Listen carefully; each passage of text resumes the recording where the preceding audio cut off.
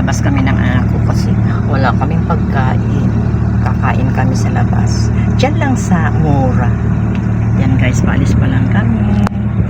Guys, ayan yung anak ko. Ang ganda-ganda.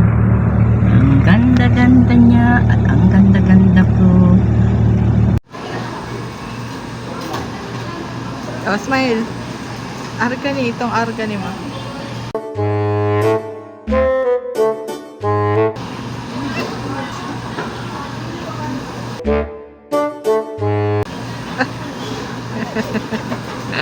Tapos, Guys, yan dito kami sa Jollibee. 9 o'clock na ng gabi.